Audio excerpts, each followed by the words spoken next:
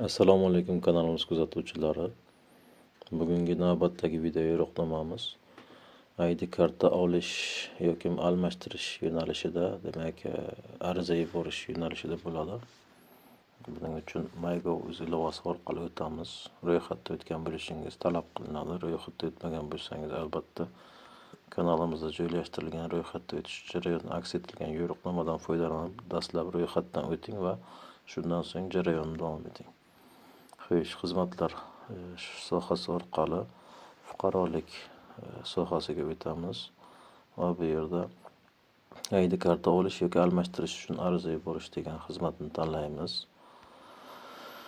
Demak, xizmat narxi jismoniy shaxslar uchun yagona portal orqali topshirilganda miqdori 330 ming 12 so'm miqdorda ekan. Xizmat ko'rsatish muddati 1 ish kuni mobaynida. Xizmatni olish uchun zarur hujjatlar aynan O'zbekiston Respublikasi fuqarosining biometrik pasporti. Agar siz ID pasport shu paytga qadar olmagan bo'lsangiz, shu hujjat bilan birgalikda bo'lishingiz kerak. Keyin fuqaroligi bo'lmagan shaxs uchun O'zbekiston Respublikasida yashash guvohnomasi, O'zbekiston Respublikasi fuqarosining ID kartasi, ya'ni yaroqsiz kelgan, yo'qotilgan holatlarda, demak, yo'qotilgan holatda endi asoslari pasport stoli o'zida bo'ladi. U bo'yicha hujjatlarni ular o'zi rasmiylashtirishadi.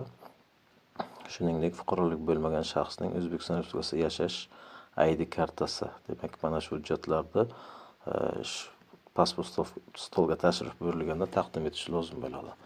Xizmatdan foydalanish qilib keyingi o'yinaga o'tamiz. Bu yerda, demak, bizga e'lon joylashtirilgan. Yo'qolgan yoki yaroqsiz holatga kelgan pasportlarni almashtirish uchun migratsiya va fuqarolikni rasmiylashtirish bo'linmalarini tanlashingiz maqsadga muvofiq hisoblanadi degan. Aynan, demak, ID kartani olish bo'linmaning joylashgan hududini tanlab olasiz. Viloyati, joylashgan tumani, shuningdek ID karta bo'linmasi avtomatik tarzda, demak, o'sha tegishli tumandagi ichki ishlar bo'limini aks ettiradi. Va bundan keyin ma'lumotlarni yig'ish punktiga tashrif buyurish sanasini belgilashingiz kerak. Demak, aynan pasport stoliga qachon boradigan bo'lsangiz, o'sha sanani qo'yishingiz, tanlashingiz kerak bo'ladi. Bu yerda deyilgan 13-yanvar 2026-yilda tashrif sanasini belgiladik. Bu yerda bizga qo'shimcha savol qo'yilgan. Taqdim etilayotgan hujjat turi. Ya'ni siz O'zbekiston Respublikasi fuqarosining biometrik pasporti bilan borasizmi? ID karta birinchi marta olayotgan bo'lsangiz. Agar yo'q, ID karta olgansiz, u faqat uni yo'qotgansiz yoki yaroqsiz holga kelgan bo'lsa, demak, ID kartasini o'zini tanlaysiz. Yo'qotilgan bo'lsa, tegishli asoslarni pasport stolida o'zida tizim bo'yicha yoki mavjud ma'lumotlar asosida aniqlashtirib, shu bo'yicha yo'qotilganini, demak, rasmiylashtirish mumkin bo'ladi. Demak, hozirgi holatda deylik, ID kartasini yaroqsiz holga kelganligi holatida deyilgan mazmunda bo'limni tanlaymiz va so'nggi tugmada ushbu raqamga xabarnoma olishga rozilik bildirish jarayoni ko'rsatilgan. Uni galochkasini belgilaganimizdan so'ng keyingi tugmasini bosib, keyingi o'yinaga o'tamiz. Bu yerda to'lov masalalari nazarda tutilgan. Agar onlayn xizmat arizasi birinchi marta yuborilgan bo'lsa, yangi invoysni olish variantini tanlang degan.